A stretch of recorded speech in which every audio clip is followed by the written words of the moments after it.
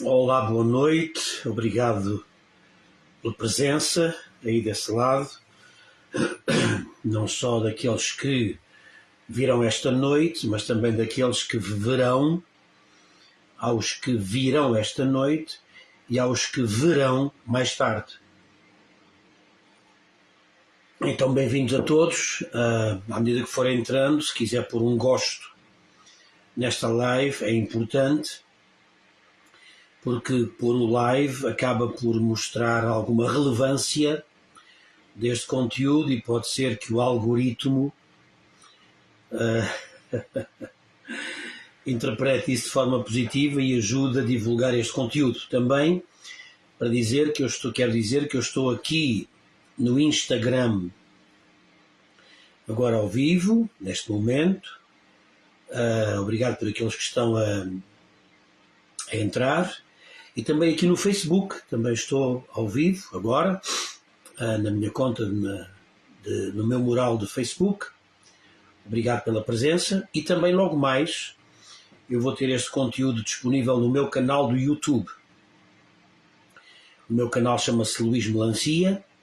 Então tem lá vários vídeos que eu vou pondo regularmente. Peço que vá lá, subscreva o meu canal, ajude-me a ultrapassar a barreira dos 500 subscritores. Eu sei que ainda é um número bastante reduzido, mas não desprezamos o dia das coisas pequenas. Então vá lá ao meu canal do YouTube, chamado Luís Melancia, estão lá as minhas lives, subscreva o canal, por favor, e ponha também lá um gosto nas lives, se for o caso, nos vídeos que lá estão. Esta noite eu quero falar do Pai Natal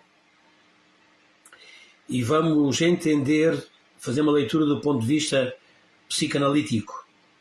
Eu não vou fazer uma leitura teológica, muito menos confessional, uma leitura doutrinária, dogmática, teológica. Não, eu vou, tanto mais que o Pai Natal é completamente impossível de se interpretar teologicamente, porque é uma figura que não faz parte de toda a construção teológica do Novo Testamento.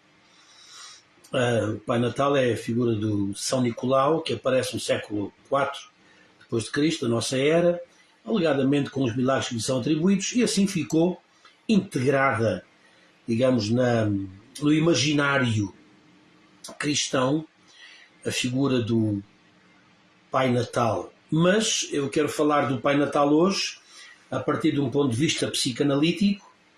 Vocês vão ouvir coisas que porventura nunca ouviram e vão começar a refletir a partir de algumas linhas de pensamento, de alguma provocação, digamos, de pensamento, que vos pode dar também pano para mangas para as vossas próprias construções psíquicas relativamente ao tema. Bom, vamos então entrar hoje. Eu quero só dar as boas-vindas. A Dona Sônia Guerreiro disse boa noite, professor e participantes, aqui no Facebook. Portanto, ora vamos então à nossa conversa esta noite. Acerca do Pai Natal. Boa noite também, Diogo Sousa. Cá estamos, o Diogo Sousa e a esposa, a Meninha, muito obrigado pela presença. Ora, vamos então a isto. Richard Dawkins escreveu um texto a dizer que o Pai Natal é uma inexistência. Porquê? Porque se para ele conseguir distribuir todos os presentes na noite de Natal, aquele trenó tinha de andar, alguém depois, um professor um matemático de uma universidade da Inglaterra, Warwick University, Ian Stewart, calculou que a rena as renas e o trenó tinham de andar 6.000 vezes mais que a velocidade do som. Portanto, o que é que Dawkins e Stewart acabam por dizer? Dizem que era tal a velocidade que isso ia quebrar a barreira do som, portanto a movimentação seria mais rápida que a velocidade do som, iria provocar os estrondos ensurdecedores, porque quebravam a barreira do som, e como nunca se ouve os estrondos ensurdecedores na noite de Natal, é prova, mais que provada, que não há Pai Natal. Muito bem, depois há uma crítica a esta posição que diz não, não, não, não. É que o trenó do Pai Natal está equipado com um sistema de um silenciador, que depois quando as ondas sonoras vão para o seu topo, há ali um mecanismo no trenó que acaba por anular o pico da onda sonora, portanto acaba por desfazer o impacto do estrondo, e por essa razão é que, sim senhor, há Pai Natal e trenó, só que com um sistema, com um silenciador de som, por essa razão não se ouve o estrondo da quebra da barreira do som. Bem, estamos no campo da brincadeira, digamos, porque nem uma coisa, nem a afirmação de Dawkins põe em causa o Pai Natal, nem depois a contra-argumentação legitima a existência da figura. O Pai Natal, eu não vou agora entrar aqui nas questões históricas, como é que surgiu, de onde, quem é a figura do São Nicolau, isso pouco me interessa do ponto de vista histórico, não me interessa agora. O que me interessa é o seguinte: perceber a construção psicanalítica que está por detrás da criação do Pai Natal, de todo aquele imaginário, aquilo que faz parte da construção imaginária do Pai Natal e de que forma é que isso se interpreta do ponto de vista psicanalítico. Para já, deixo-vos aqui uma reflexão pessoal muito importante. A figura do Pai Natal é especialmente importante na justa medida em que a figura do Pai está ausente da história da narrativa bíblica do Natal. Maria acha-se grávida e não é por conta de uma relação sexual com José. Portanto, a figura do Pai está completamente ausente do imaginário da narrativa do Natal. A figura do Pai Natal acaba por ser uma forma de reconstruir a imagem do Natal enquanto algo que é, até do ponto de vista do género, algo que é completo. E é por essa razão que eu vou explicar hoje de que forma é que com o Pai Natal, e não só, a imagem do masculino e do feminino está muito, muito presente. Mas começo já por aqui.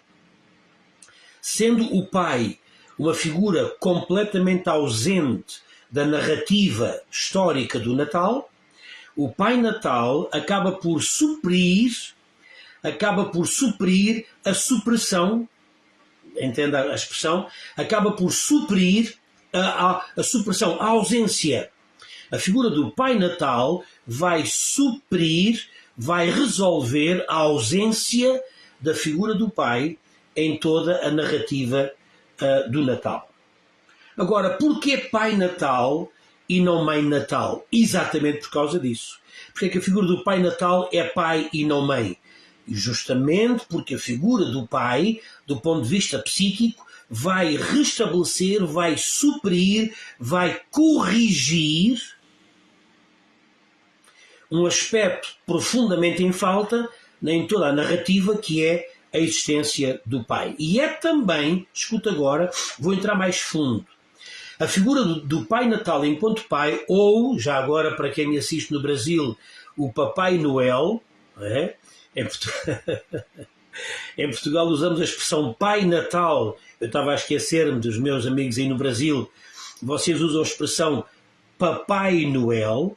Portanto, a explicação é a mesma que eu acabei de dar, a razão por ser papai. Agora, há aqui uma coisa mais profunda que mexe com uma perspectiva muito, muito importante em toda a construção da psicanálise, que é o complexo de Édipo. Vou entrar nele agora.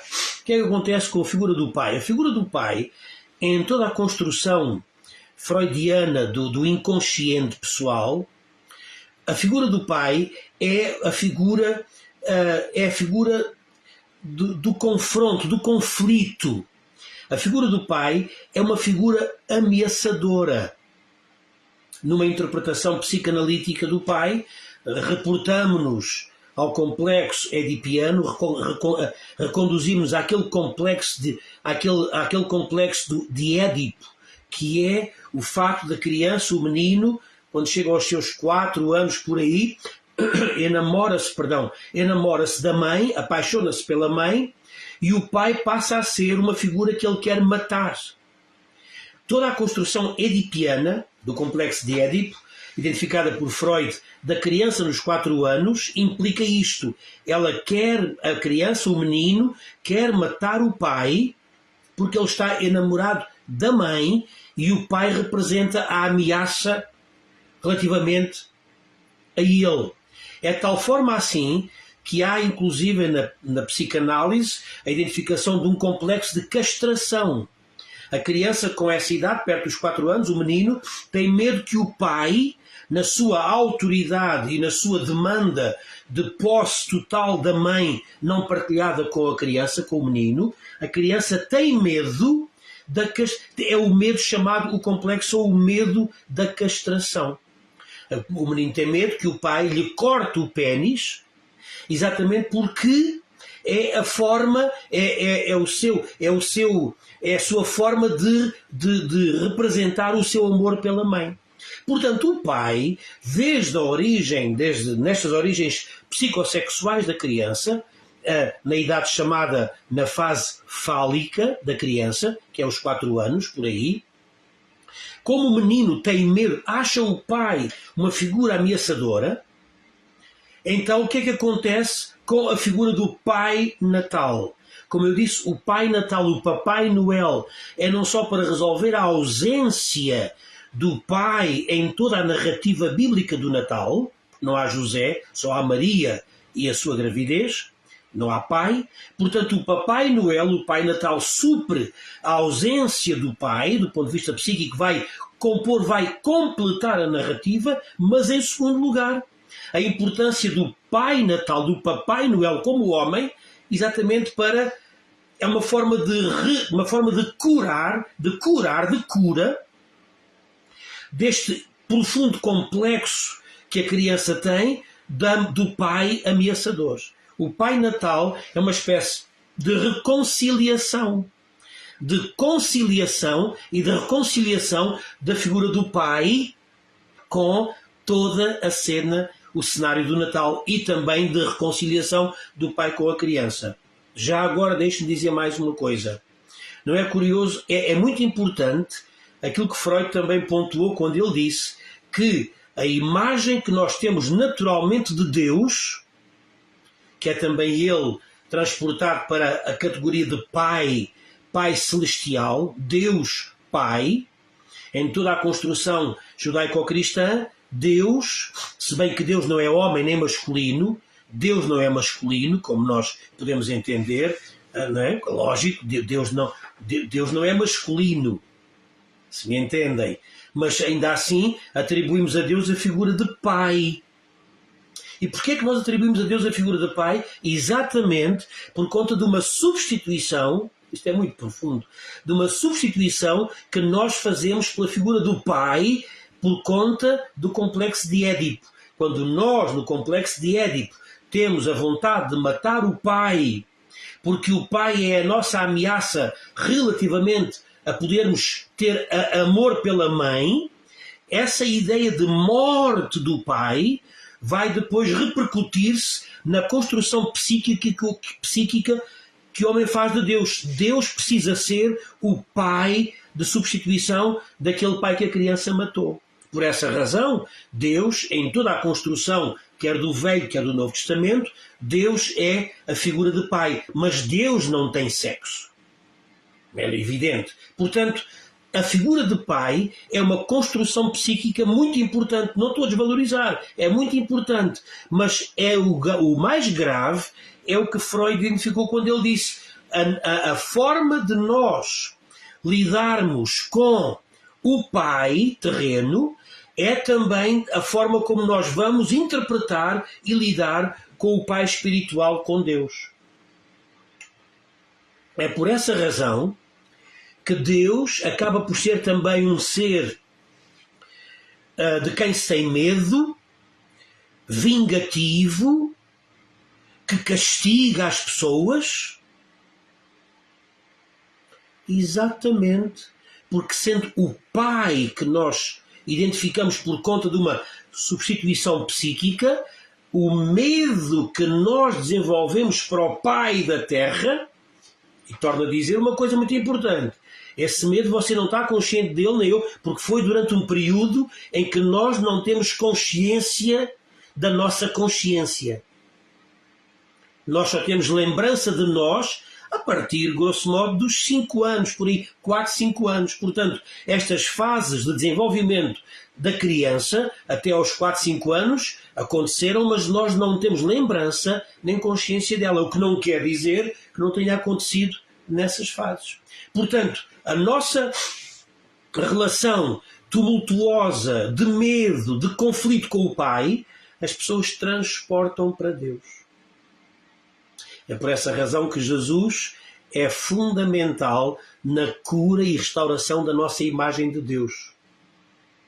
Jesus vem como Deus encarnado entre os homens. Como eu expliquei há dias, Jesus era a sua natureza humana, mas o Cristo era a essência divina existente inteiramente nele, ou nele inteiro.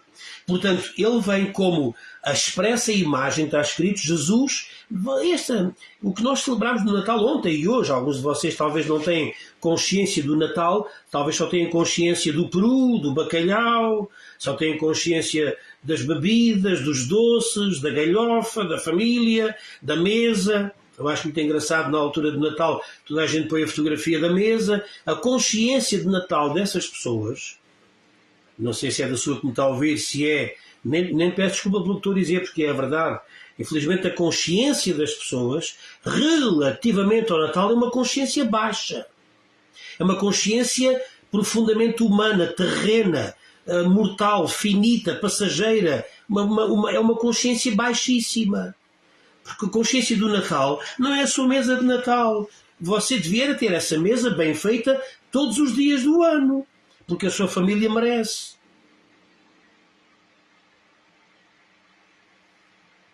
Infelizmente, a consciência de Natal está esvaziada. A consciência de Natal é a consciência das coisas naturais, humanas, seculares, passageiras. O Natal é mais do que isso. O Natal vive-se com uma consciência divina, com uma consciência elevada, a consciência da presença de Cristo, o Cristo eterno, entre nós, na imagem de um homem chamado Jesus de Nazaré. É quando você tem esta noção, esta consciência elevada da importância espiritual do Natal. Eu pensei que até já existe um prato chamado, que eu gosto muito, bacalhau espiritual.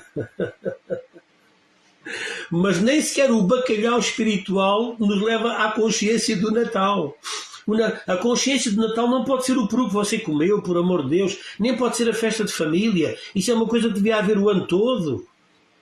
A consciência de Natal não é isso. E infelizmente é o que eu vejo. As pessoas vestem-se melhorzinho, põem uma mesa toda XPTO, mostram as comidas, mostram os doces, mostram... Meus amigos, isso é baixo. Isso é a coisa mais básica e baixa que existe. A consciência do Natal é Cristo, o Deus, em Cristo feito homem, na natureza simples e frágil de um homem chamado Jesus de Nazaré. Se você não teve neste Natal a profunda reflexão e gratidão, e se o seu Natal não foi dirigido para a adoração de Jesus, o seu Natal não vale nada.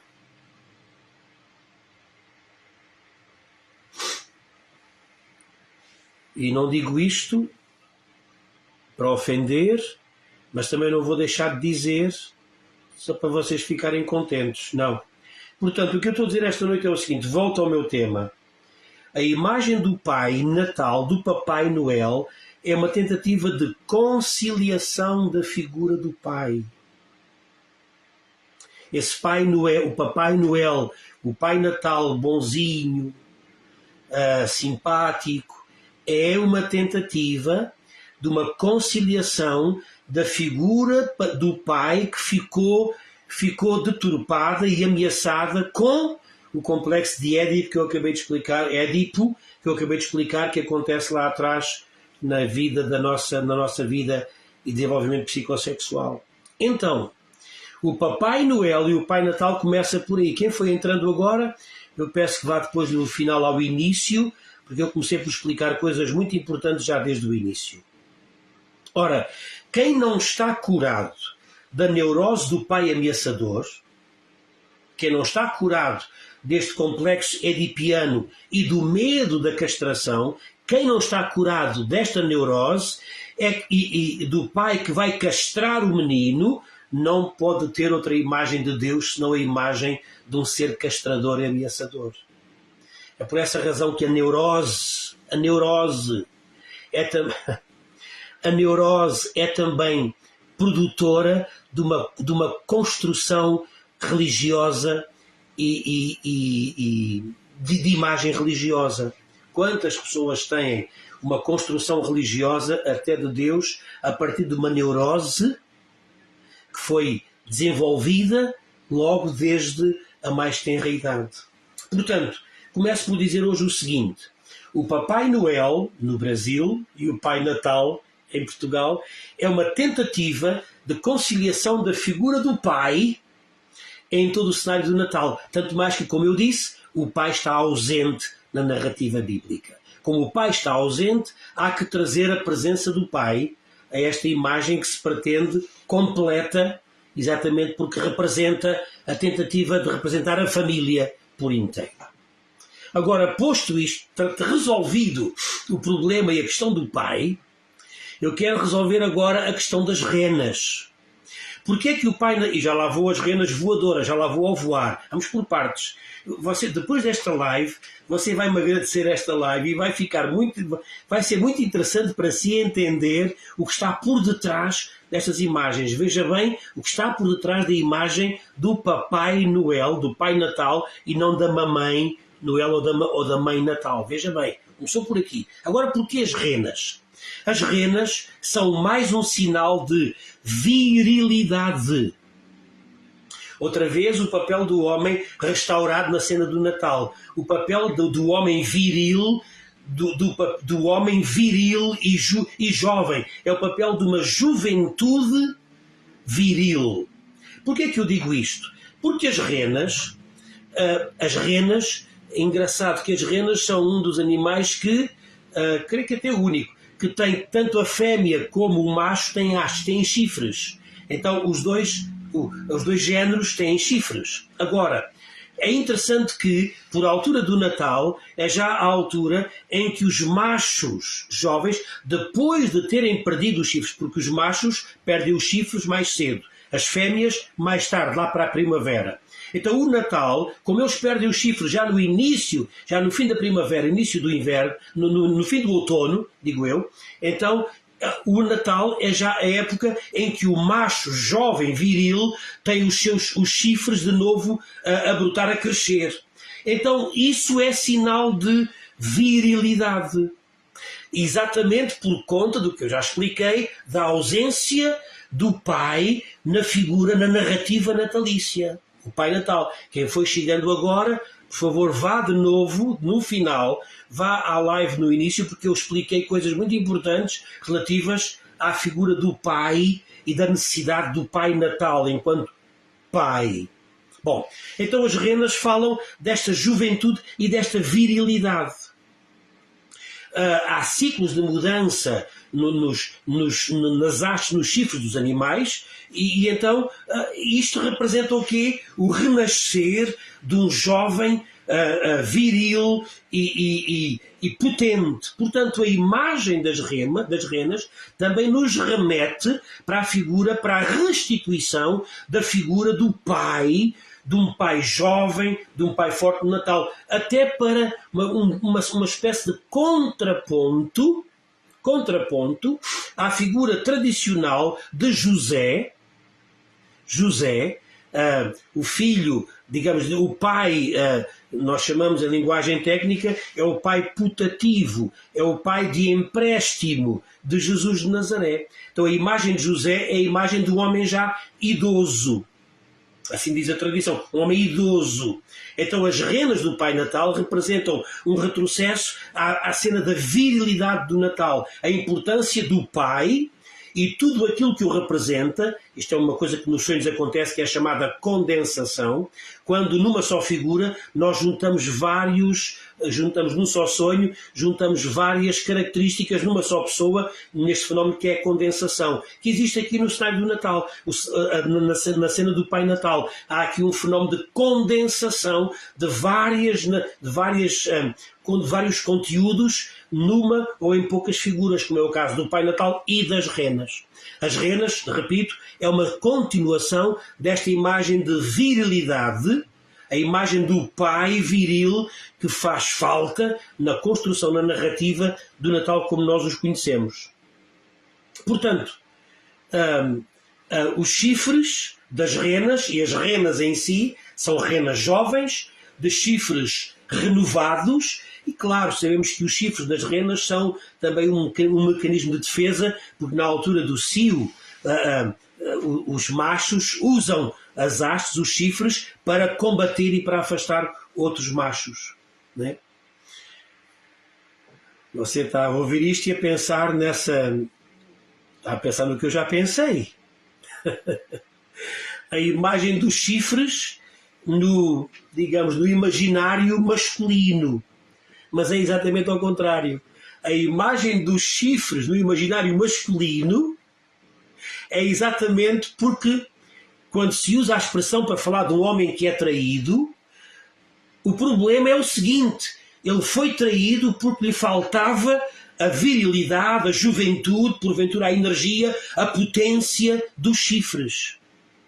Então os chifres não é nada que o homem tenha, é alguma coisa que lhe falta. E por essa razão se lhes dá.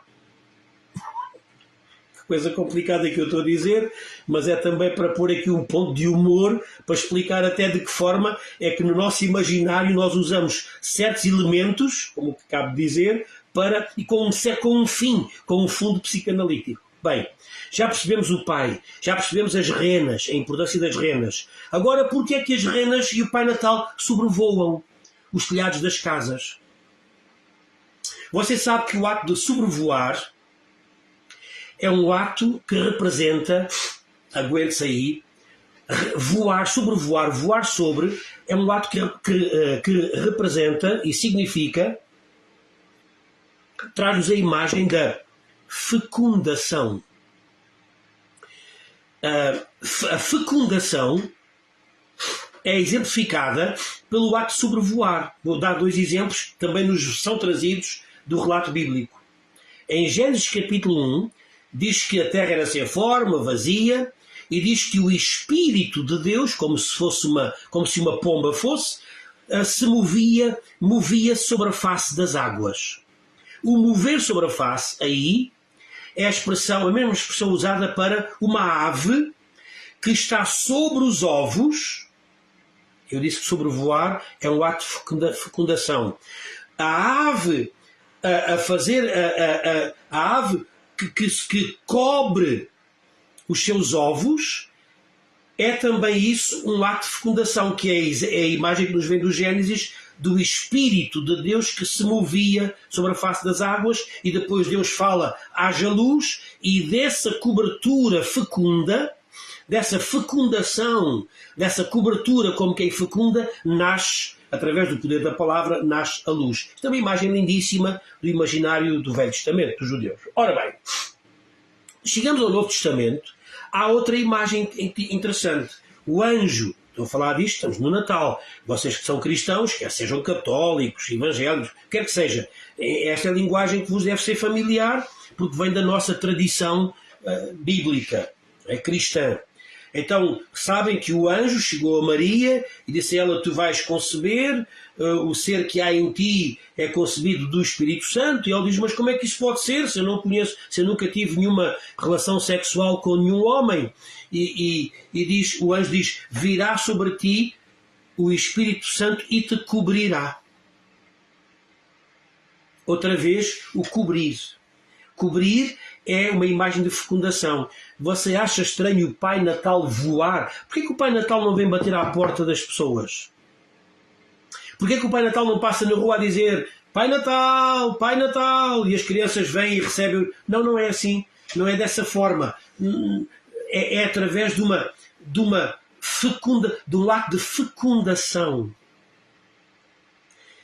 Outra vez, a ideia de nascimento. Não é só da ideia da restituição do masculino, mas é também agora o imaginário que tem a ver com o nascimento, porque Natal quer dizer isso mesmo, quer dizer nascimento. Então, ele voa, o Pai Natal voa sobre as casas, exatamente numa imagem de que representa a fecundação.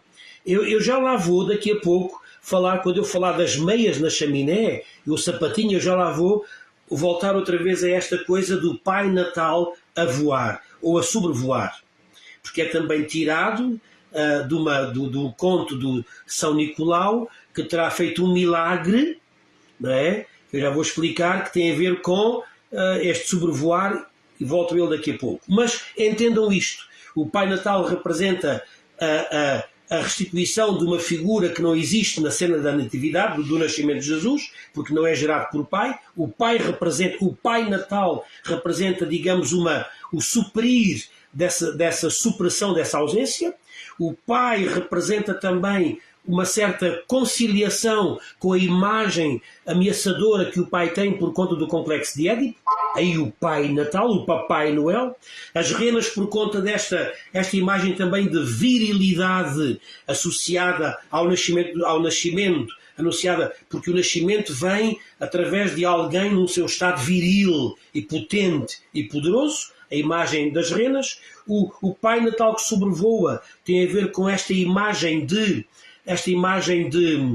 fecundação sobre as casas. Agora, a mãe. Onde é que a mãe entra na cena do Natal? O que eu vou dizer a seguir não é da minha lavra. O que eu vou dizer a seguir é de um psicanalista que morreu já no século XX, austríaco, não é Freud, é um dos seus seguidores, que trouxe uma ideia que é completamente estonteante e que nós nunca ouvimos, mas que é de uma profundidade psíquica impressionante. Dizia este psicanalista que a chaminé representa exatamente a mãe e o canal vaginal da mãe. Porquê? Porque é por aí que a prenda, as prendas, e as prendas são, tudo isto aponta para a imagem do nascimento, o menino que é a prenda, o menino que é o presente.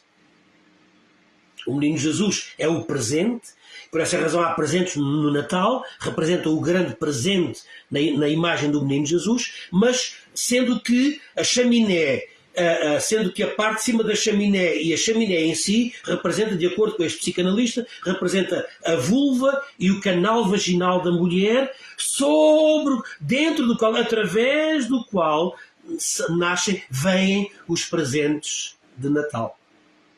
Não é preciso, aliás, não era preciso a chaminé, bastava o Pai Natal, repito, passar pela rua, anunciar-se, bater à porta e entregar o presente. Mas há aqui do ponto de vista psicanalítico, há aqui uma representação simbólica. E não esqueça que o nosso psiquismo funciona todo através de representações. Então há uma representação simbólica do canal vaginal da mulher, sendo que a chaminé representa a vagina da mulher, o canal vaginal, através do qual a criança vem a nascer, através do qual o presente vem a ser entregue às pessoas. Não é curioso isto? É importante perceber como por detrás das imagens em si está uma significação. Há uma mensagem que se transmite que, porventura, muitas vezes até está inconsciente, mas que é representada como fruto dos conteúdos inconscientes da pessoa.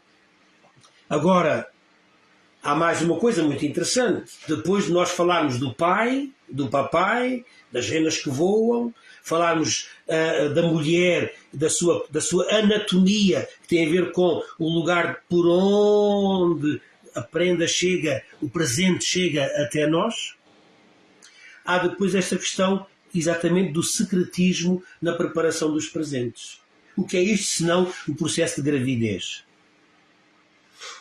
Já pensou? O processo de gravidez é representado na cena do Natal e nesta nossa imagem esta noite, através, assim como o bebê, o presente do Natal, o bebê é gerado no segredo, no escondido do útero da mãe, fora do alcance dos olhos das pessoas, assim também os presentes são embrulhados, são preparados em segredo. É como se houvesse ali a criação de uma figura natalícia no embrulhar em segredo dos presentes, que depois são colocados, já lá vou, na chaminé, nas meias ou no sapato. No meu tempo ainda havia pôr o sapatinho à chaminé, eu ainda pus o sapatinho à chaminé. Já sou suficientemente velho para isso, para ter feito isso. Mas os presentes em si são colocados e, claro, é sempre uma cena curiosa, quase patética, se algum adulto vai lá espreitar debaixo da árvore, se tem lá uma caixa com o seu nome. É claro que isso é patético, é quase infantil, não se faz, um adulto responsável não o faz perante ninguém. Exatamente porquê? Porque o embrulho é uma forma de reter, de privar o nosso olhar do que ali está. Assim como toda a gestação do bebê é feita de forma a que o olhar, onde o olhar não pode chegar. A expectativa que existe naqueles dias, a expectativa acerca do presente, o que é que será, o que é que não será, toda aquela expectativa é não mais do que a expectativa que existe antes da chegada do bebê.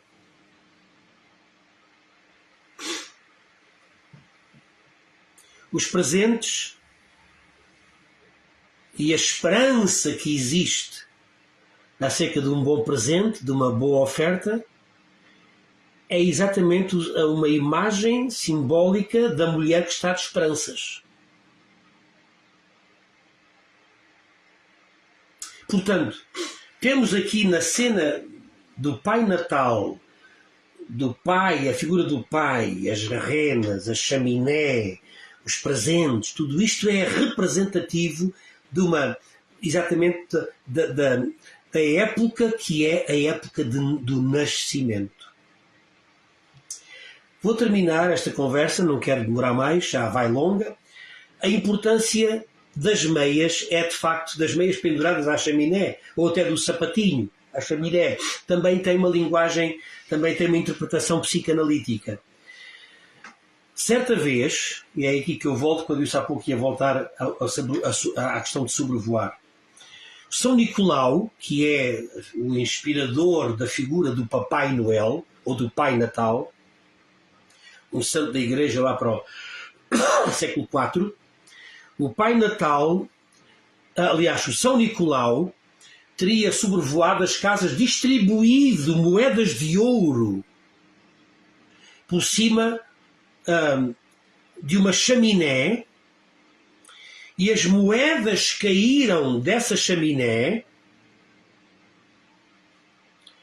O que é que essas moedas de ouro representam? Exatamente o sêmen, a inseminação, né, do útero da mulher através, nesta linguagem simbólica, das moedas de ouro, que descem pela chaminé. E quando essas moedas, nesse conto mitológico, quando São Nicolau derrama moedas de ouro sobre a chaminé, e elas descem a chaminé, elas vão cair em meias de duas meninas, eram umas meninas que tinham as suas meias na lareira para secar porque estavam molhadas. Então a casa de família era uma casa muito humilde, muito pobre, as moças tinham as suas meias na chaminé a secar por terem sido lavadas e as moedas de ouro caíram exatamente dentro das meias das meninas. E essas moedas de ouro serviram para que elas comprassem o seu dote para o seu casamento. Que é a mesma coisa com o sapatinho à chaminé.